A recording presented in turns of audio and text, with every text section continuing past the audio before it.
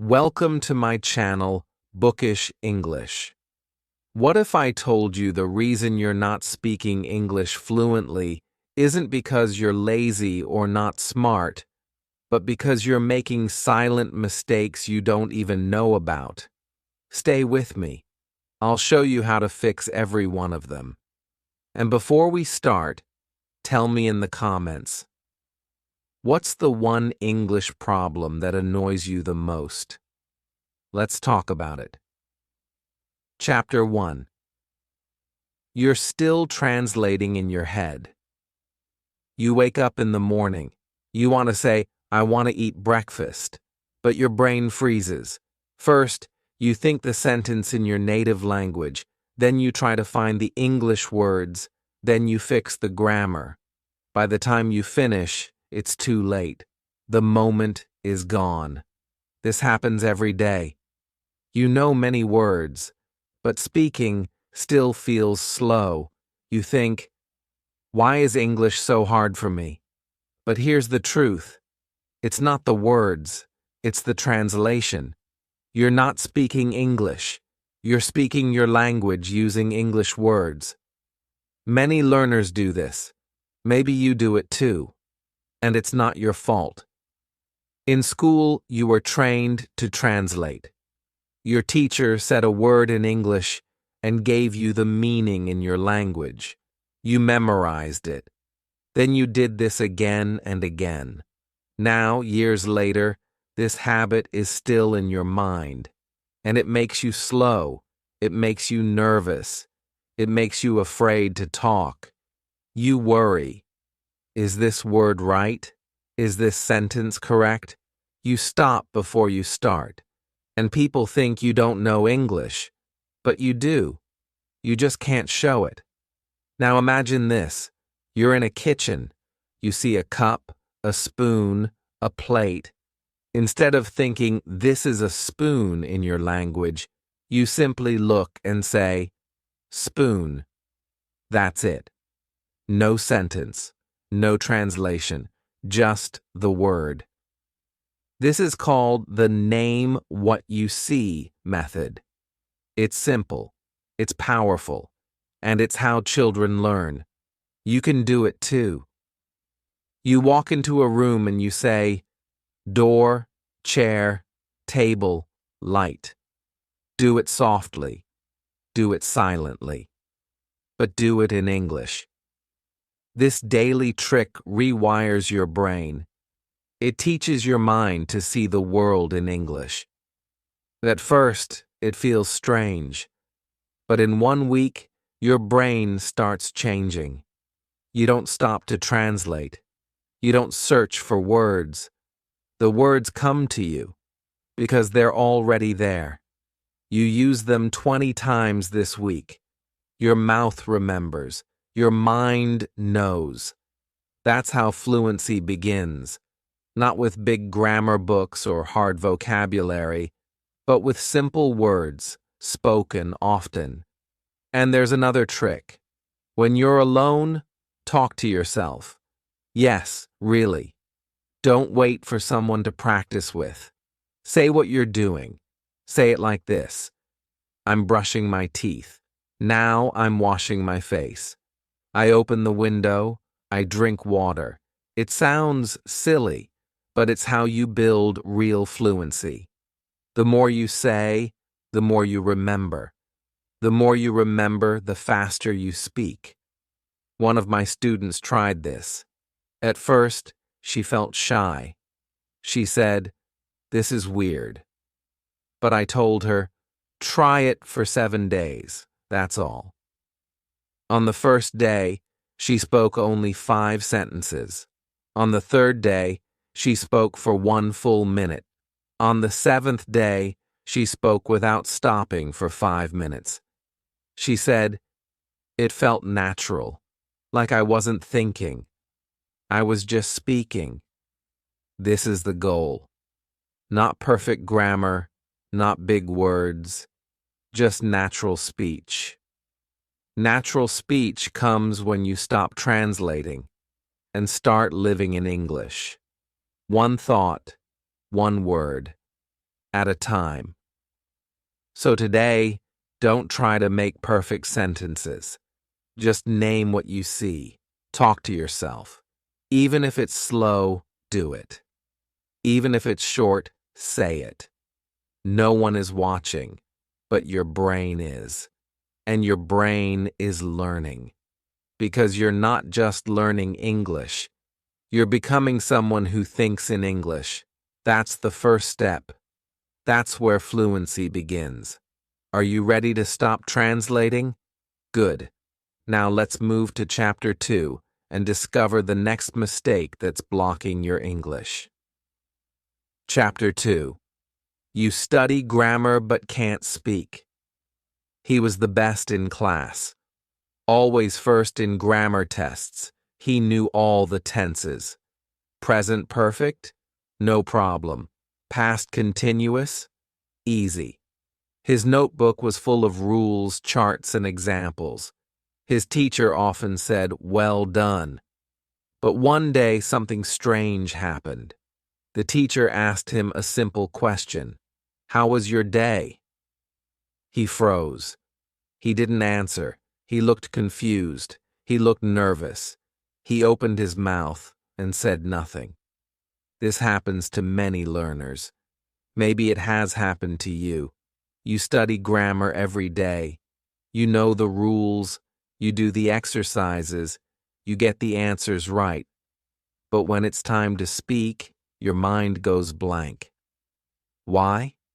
Because knowing grammar is not the same as using it. Grammar is like a map. Speaking is like driving.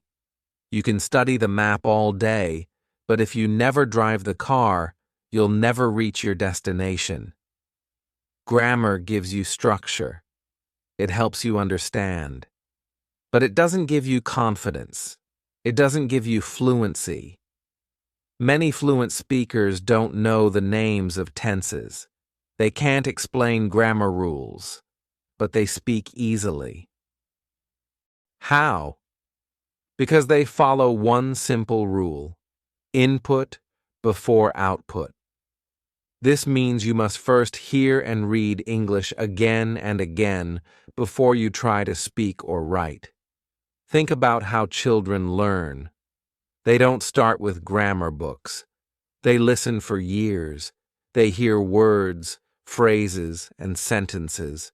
Slowly, their brain builds patterns. Then one day, they speak, not because they studied grammar, but because they heard English hundreds of times. You can do this too. If you want to speak correctly, you must listen and read a lot. Not once, not twice, but every day. You don't need to understand every word. You need to feel the rhythm.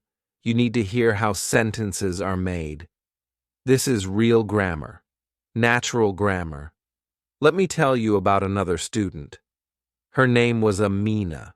She said, "I can't speak English. I make many mistakes. But I know all the grammar rules."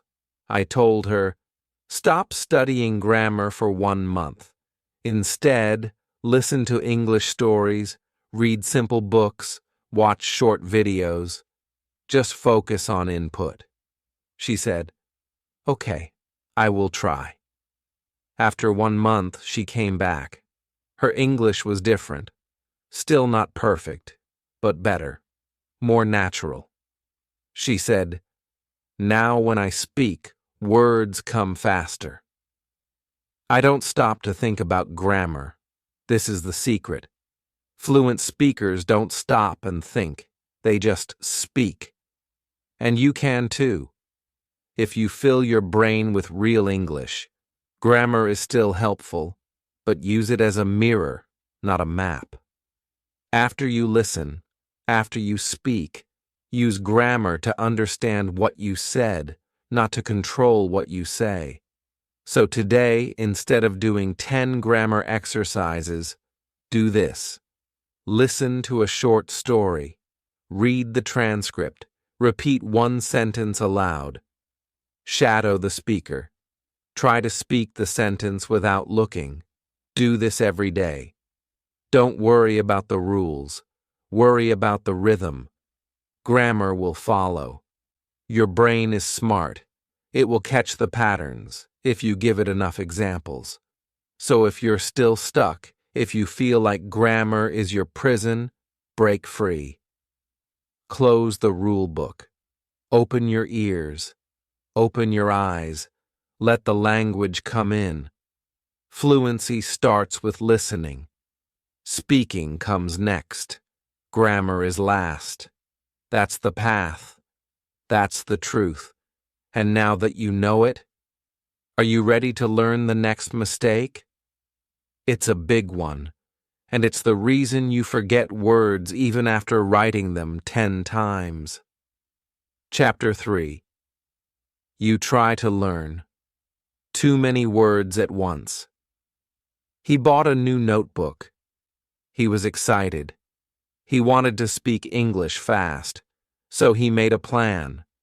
He would learn 50 new English words every day. He opened the first page and started writing. Admire, appear, believe, confuse, decide, explain. The list grew and grew. Day 1, 50 words. Day 2, 50 more. But on day 3, he looked back and forgot almost everything. This is a mistake many learners make. They try to learn too many words at the same time. They believe more is better. They think, if I learn 1,000 words this month, I will speak like a native. But it doesn't happen. They forget.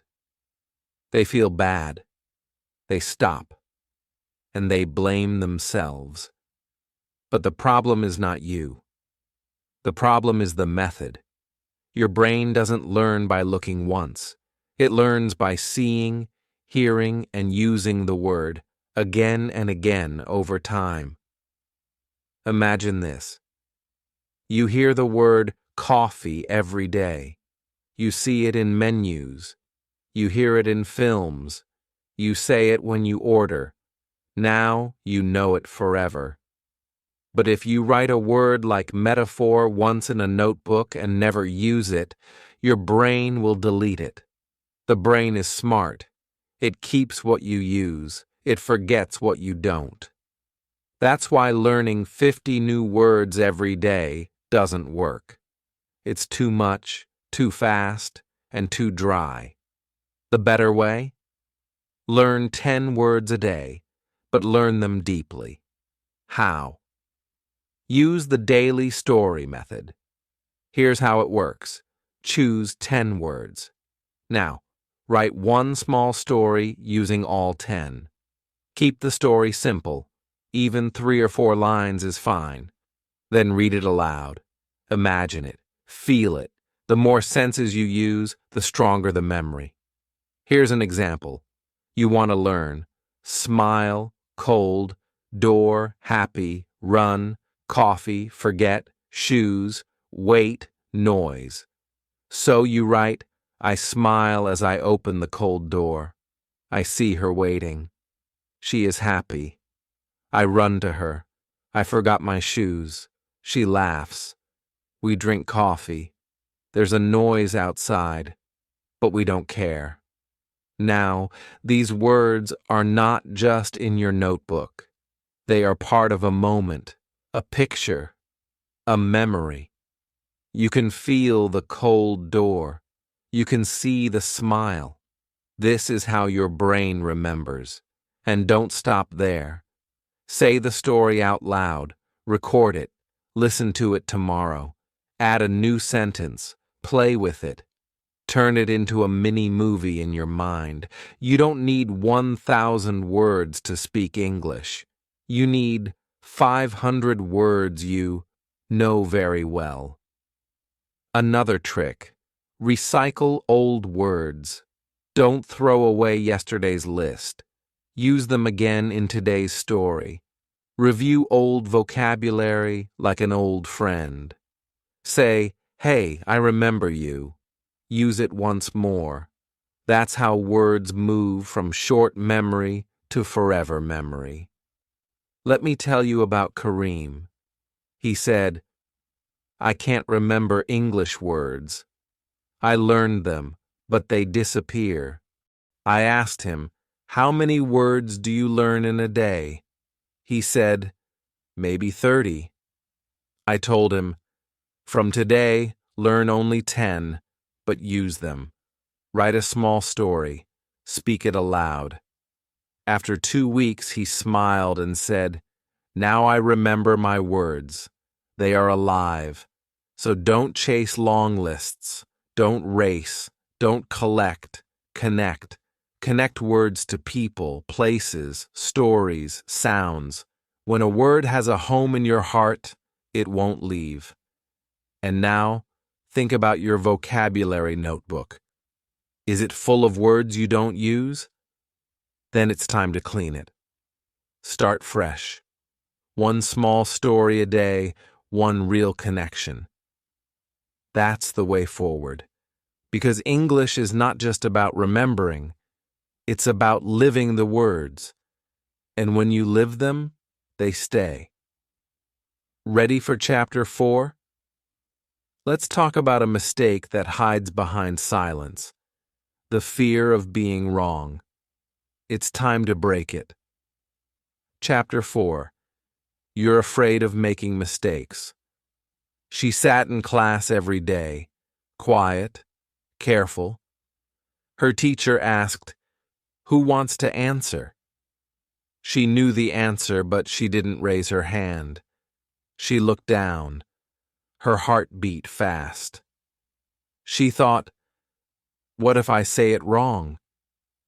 What if they laugh at me? So she stayed silent, and the teacher moved on. This is a silent mistake many English learners make. Not because they don't know the words, not because they are not smart, but because they are afraid of being wrong, afraid of judgment, afraid of looking foolish. So they wait. They stay quiet, and they lose the chance to practice. But here's something important. Every fluent speaker makes mistakes. Even native speakers, even teachers. Mistakes are not a problem. Mistakes are part of the process. If you're not making mistakes, you're not learning. Think about how babies learn to walk. They fall again and again. They don't cry and say, I'm not good at walking. I give up. Number. They fall. They stand. They try again. And soon they walk. It's the same with speaking English. Mistakes are like steps. Each one brings you closer to fluency. Let me tell you about Ahmed. He was afraid to speak English in front of others. He thought people would laugh. I told him, speak 5 minutes every day, alone. Make 20 mistakes, no problem. At first, he felt strange. Then he laughed. Then he enjoyed it. Soon, he spoke to his classmates, then to a tourist, then in a job interview. He said, I stopped trying to be perfect, and I started speaking. That is the shift. Don't chase perfection, chase progress. Every time you say something wrong, you learn something right. You grow, you move forward. But if you stay silent, nothing happens. Sometimes the fear comes from school. Maybe someone laughed at your English. Maybe a teacher corrected you in a bad way. I understand. That hurts. But don't let that old voice control your future. Today, you speak for yourself. You learn for yourself. No one is judging you here. Here's a trick. When you make a mistake, say this out loud. Great. I learned something new. Smile. Laugh at it. Make it your friend. Turn fear into freedom. You can also try mistake practice every day. Speak for 2 minutes. Say anything. Don't stop to correct. Don't stop to think. Just speak. Later, listen to it. Find one mistake, only one. Learn from it. Do it again tomorrow. Make mistakes your lesson, not your enemy. Another method is the mistake jar. Every time you make a mistake, put a coin or paper in a jar, not as a punishment, but as a celebration. When the jar is full, buy yourself a gift. Why? Because it means you practiced. You tried. You didn't hide. Fluent speakers are not mistake-free. They are fearless. They know mistakes are signs of learning. And you can be the same. The world doesn't need your perfect English. It needs your real voice. So today, speak. Even if your grammar is wrong, even if your pronunciation is strange, speak. Because every word you say is one step closer to fluency, and silence takes you nowhere. Now ask yourself, what's one English sentence you are afraid to say? Write it down, say it now, whisper it, say it again, and get ready. Because in Chapter 5, we'll talk about something that looks like learning, but actually slows your speaking. It's a habit most learners don't notice, but once you do, your speaking will grow faster than ever. Let's go. Chapter 5.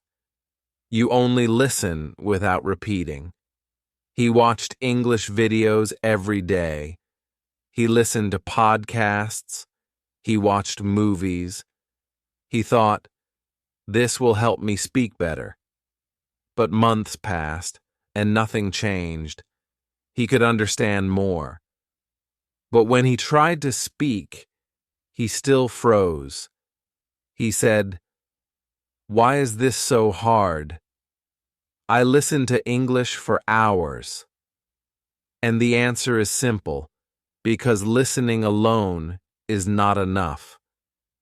This is a mistake many learners make. They think passive listening, just watching or hearing English, will automatically make them fluent. But passive listening is like watching someone lift weights and thinking your muscles will grow. It doesn't work that way. You must use your voice. You must move your mouth. You must train your speaking muscle, again and again. Think about it. You listen, and your ears understand. That's one part. But fluency happens when your mouth and your brain work together. You must speak the sounds. You must feel them. You must train your lips, your tongue, your breath.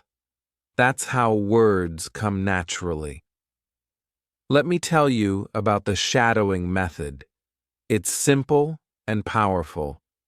You listen to a sentence in English, from a video, a podcast, or a story, and you repeat it immediately.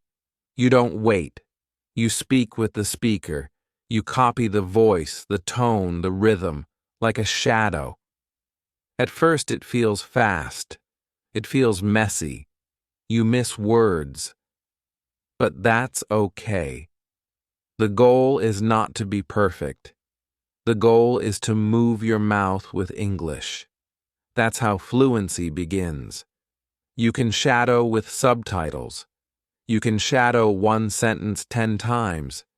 You can shadow just one paragraph a day. But the key is, don't stay silent. Speak with the video. Be its echo. One of my students, Maria, was very shy. She said, "I don't like my voice. I feel stupid when I speak alone." I told her, shadow in a whisper, or speak in your head, but move your mouth. Feel the shape of English. She tried it for a week, every day, 5 minutes, just one video. She whispered. By day 7, she said, "Now I can say the sentences easily, even out loud." This is the spike moment. When you stop being afraid of your voice, when you start using it, that's when fluency grows. You can start with your favorite video. Choose one with a clear speaker, one sentence at a time. Listen, pause, repeat again and again. Then try it without pausing. Speak with the speaker. Let your voice blend with theirs. Let your brain and mouth work as one. Another trick. Record yourself. Shadow one sentence. Then play it. Then speak again. Compare. You will hear your mistakes, but you will also hear your progress, day by day. Your voice becomes stronger. Your rhythm becomes smoother. You become more confident. Fluency is not just about listening. It's about saying what you hear, feeling the sounds, owning the language. And here's a secret. You don't need a partner to speak English. You are your own best partner. Your phone can be your practice tool. Your videos can be your teacher. And your voice is your power. So today, when you listen, don't stay silent. Don't be a watcher. Be a speaker. Be a shadow. Because when you repeat what you hear, you don't just understand English, you start to speak it. And once you speak, the world opens. Now, let's go to Chapter 6. Chapter 6. You avoid native speakers. He was walking through the market when he heard someone speak English, a tourist, a native speaker. His heart jumped. His hands felt cold. He quickly turned around and walked away, not because he didn't know English, but because he was scared. Scared he wouldn't understand. Scared he would make a mistake. Scared he would freeze. So he avoided the chance again. This is more common than you think. Many English learners are afraid of real conversations with native speakers, not because they don't want to talk, but because their mind says, "You're not ready." Their heart says, "What if you don't understand?" And their confidence disappears. They smile, they nod, but they don't speak. Let me tell you something important. Native speakers don't expect perfect English. They don't care if your grammar is wrong. They don't care if you pause or search for a word. Most of them admire you for trying because they know English is not easy. But I understand your fear. I've seen it many times. The fear of not understanding fast English. The fear of not finding the right word. The fear of silence. It feels big. It feels real. But you can beat it. Not by avoiding it, but by starting small. Don't think of conversations as big, long talks. Start with one line. That's the one-line challenge. You don't need to have a full conversation. Just say one sentence, one question, one answer. It can be as simple as, "Hello. How are you? Where are you from? I like your shoes. Have a nice day." Say it and walk away. That's it. No pressure, no follow-up. Just one line, every day, to one person, a shopkeeper, a tourist, a classmate, a stranger online. The first time feels hard, but the second time feels better. By day 10, your brain says, "This is okay," and your heart believes it. Another trick is the 3-second eye contact method. When you see someone who speaks English, look at them for 3 seconds. Smile. Then look away. Do it again the next day. Why? Because confidence grows step by step. First eye contact, then a smile, then a word, then a sentence. That's how you build comfort. You can also practice with AI or language exchange apps. Talk to someone online. Use text if voice feels scary. Then slowly use voice, then video. It's like climbing a ladder, one step at a time, and every step is progress. Let me tell you about Laya. She never spoke to native speakers. She said, "I feel small around them." I gave her the one-line challenge. The first week, she only smiled and said, "Hi." The second week, she added, "How are you?" The third week, she had a full 2-minute talk with a tourist at a museum. She said, "I was still nervous, but I did it." That is success. Not perfection. Courage. Not fast answers. Simple effort. When you stop running away from native speakers, you stop running away from fluency. Here's something to remember. Fluent English is not just about knowing the language. It's about using it in real time with real people. That's where the magic happens. So today, if you see someone speaking English, don't hide, don't run, smile, say one thing, just one. You don't need to be ready, you just need to begin. Because every time you speak, even one word, you get stronger, and your fear gets smaller. Now, in Chapter 7, we'll talk about a mistake that sounds small, but can stop your growth completely. It's about time. How often do you practice English? Once a week? Twice? What if I told you that's not enough, even if it feels like a lot? Let's talk about the power of small daily practice. Real practice. And if you do this every day, yes, every day, your English will change.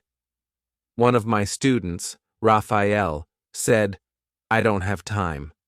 I work 10 hours a day." I told him, "Just 10 minutes, no excuses." He did it for 30 days. After 1 month, he said, "I'm speaking faster. I remember more. I feel better." That's the power of daily practice. And here's the truth. It's not about time. It's about consistency. Some people say, "I'll start when I'm free." But free time never comes. Life keeps going. You must start now. Even if it's just 5 minutes. Even if it's just one exercise. Start and keep going. You don't need to be perfect. You need to be present. You don't need to learn everything today. You just need to show up every day. And here's a bonus tip. Link English to your habits. Listen to English while brushing your teeth. Shadow a line while walking. Say 10 words before sleeping. Make English part of your life, not just your study plan. Because language is not something you learn and forget. It's something you grow, like a garden, slowly, daily, beautifully. So today, don't wait for the weekend. Don't wait for the perfect time. Open your mouth. Listen. Read. Speak. Write. Even for 10 minutes. Especially for 10 minutes. Because small steps every day take you farther than big steps once a week. Now, in Chapter 8, we go deeper. We'll talk about a mistake that hides inside your books. Yes, books. Because many learners think reading grammar books will make them fluent, but they forget about real English, the kind we actually use in life. Ready for that shift? Let's go. Chapter 8. You only read textbooks, not real English. She opened her grammar book again. Page 45, reported speech.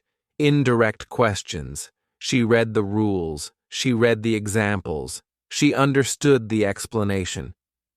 But later that night, she watched a movie. The people were talking fast. They used contractions. They used jokes. They used feelings. She didn't understand. She said, "Why can't I follow this? I know the rules." She turned off the video and felt lost. This happens to many learners, maybe to you. You read the books, you study the rules, you finish the exercises. But when you hear real English, in movies, in songs, in real life, you feel like it's a different language. Because textbook English is not real English. It's clean, it's quiet, it's perfect. But real English is alive. It moves fast, it uses phrases, it uses chunks, it uses emotion. Real people don't say, "I do not know." They say, "I don't know." They don't say, "I'm going to visit my grandmother." They say, "I'm going to see my grandma." Real English is full of feeling, sound, rhythm, and shortcuts. If you only read textbooks, you miss all of that. Let me tell you what changed one student's English forever. His name was Bilal. He said, "I read my English grammar book every day, but I still can't understand native speakers." I gave him a simple story, a fairy tale. It was called The Girl with the Rose Heart. The language was simple, the sentences were short, but the story had feelings: love, mystery, sadness. He read it slowly. He imagined the scenes. He read it aloud. And something strange happened. The next time he watched an English video, he understood more. He said, "I don't know how, but I feel like I know what they're saying now." That's the power of real English. Stories give you more than vocabulary. They give you the way real people speak. They teach you how words live together, not alone. In grammar books, you learn one word at a time. In real English, you learn in phrases. Take your time. Let me know what's up. You made my day. These are chunks. Your brain loves chunks. It remembers them better. It uses them faster. Because this is how we speak in real life. In small pieces, not long rules. Another truth: when you read a real story, you also feel something. And when you feel something, you remember it. That's how your brain works. It doesn't remember rules. It remembers emotion. It remembers love, surprise, fear, laughter. That's why reading a simple fairy tale can give you more English than reading 10 pages of grammar. So today, ask yourself, what kind of English are you reading? Are you only reading examples in a book? Or are you reading the kind of English people actually use? You don't need to stop grammar completely, but don't make it your only food. Mix it. Add stories. Add dialogues. Add comics. Add songs. Add subtitles. Make your English diet full of flavor. Because English is not just about accuracy. It's about connection. It's about understanding people, their thoughts, their feelings, their voice. So tonight, pick a short story. Read it for fun. Read it out loud. Read it with your heart. Don't stop for every word. Don't use a dictionary. Just follow the story. Feel it. Live it. Because the more real English you feel, the more fluent you become. Now, in Chapter 9, we'll talk about something that happens to every learner: forgetting. You learn new words, then forget them next week. Why? And how do we stop that? The next chapter gives you the answer. Let's go. Chapter 9. You don't repeat what you've learned. He learned 10 new words yesterday. He felt proud. He even used some in sentences. But today, when he opened his notebook, he remembered only 2. He scratched his head and said, "I knew this. Why is it gone?" He felt frustrated, tired. He closed the book and said, "Maybe I'm not good at remembering." But the problem wasn't him. The problem was the missing piece: repetition. Your brain is not a machine. It doesn't remember everything just because you saw it once. Your brain learns by seeing, hearing, and using things again and again, but with time in between. If you don't repeat what you've learned, it disappears. Not because you're lazy, but because your brain is smart. It clears space for what seems important. If a word is used once and never again, your brain lets it go. So, how do we keep words alive? Not with boring revision, not with memorizing lists, but with something simple. I call it the 24/7/30 rule. It's not a grammar rule, it's a memory rule. And it works. Here's how it goes. 24. Review the word within 24 hours of first learning it. 7. Use the word again within 7 days. 30. Review or speak the word again after 30 days. That's it. When you meet a new word, don't just write it. Create a story. Use it in a sentence. Then, the next day, use it again in a different sentence. After a week, include it in your speaking. After a month, look at it again. If you follow this pattern, the word becomes part of your real English. Let's try it. You learn the word confused. Day 1. I'm confused by this grammar rule. Day 2. My friend was confused about the time. Day 7. I felt confused when I got lost in the city. Day 30.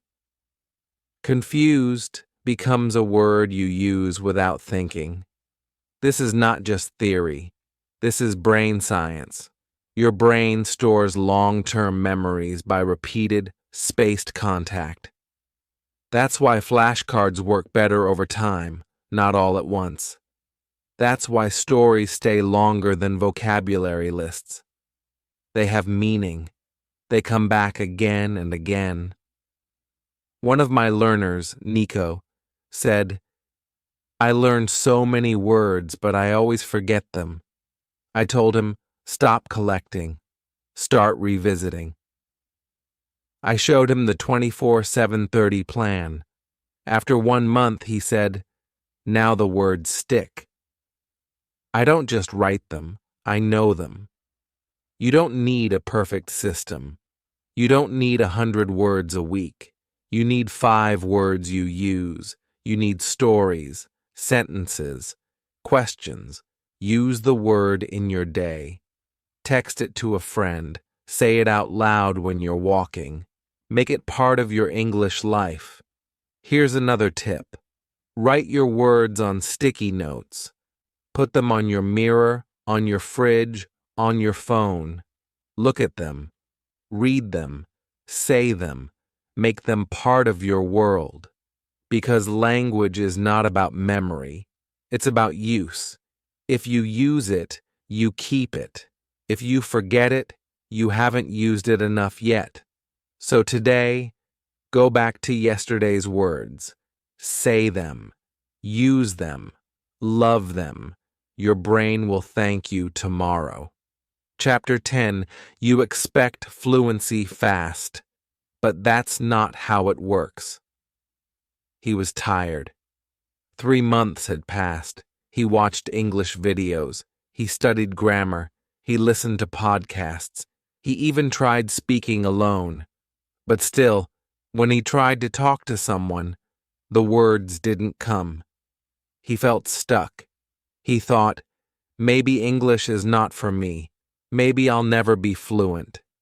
He looked in the mirror and whispered, I give up. If you've ever felt like this, you're not alone. Many learners feel the same. They try for weeks. They don't see big change. They feel slow, behind, frustrated. And they think the problem is them. But the problem is not you. The problem is expectation. You expect fluency to come fast. You expect to speak well after one course. You expect to watch Netflix without subtitles in 3 months. But fluency doesn't work that way, because fluency is not fast. Fluency is a garden. You plant seeds every day. You don't see growth tomorrow. You don't see fruit in a week. But if you keep watering, one day the flowers bloom, and everyone is surprised, even you. Let me tell you about Anna. She was a quiet learner. She didn't speak much. But every day she listened to one short story. Every day she read it aloud. Every day she wrote 5 new words. No rush, no pressure, just 10 minutes, then 15, then 20. After 1 year, she went to London. She ordered food. She asked for directions. She made a friend. And when she came back, she cried. She said, I didn't know I could speak like that. I didn't know I was fluent. Because fluency doesn't shout. It grows in silence. It grows in the little moments. When you listen for 5 minutes. When you speak to yourself. When you read before sleeping. These moments feel small, but together they make something big.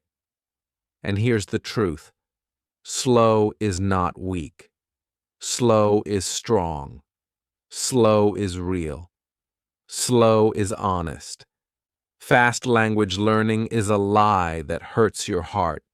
It makes you feel like you're failing when you're actually growing. So don't ask, why am I not fluent yet? Ask, what did I do today? Did you read? Good. Did you listen? Great. Did you try to speak? Wonderful. That's progress. That's winning. Remember, no one becomes fluent overnight. Not even native speakers. They learn for years. They make mistakes. They forget words. You are not late. You are learning. And that's enough. Today, look back. Remember your first English word, your first sentence. Look how far you've come. That's your proof. That's your power. And tomorrow, you'll go even farther. So keep going, even when it's slow, even when it's hard. Because small steps every day build the road to fluency. And if you ever feel like giving up, remember Anna. Remember the garden. Remember that the real magic happens when no one is watching, not even you. Because one day you'll speak and you'll surprise yourself, and you'll smile, and you'll say, I did it. If you're still watching this, it means you care. You're serious, and you're ready. Now you know the 10 biggest mistakes English learners make. And more importantly, you know how to fix them. So tell me in the comments, which mistake was yours? Which one opened your eyes? Like this video if it helped you. And subscribe. Because here, we don't chase perfect English. We build real fluency, word by word, day by day, together. Let's keep going.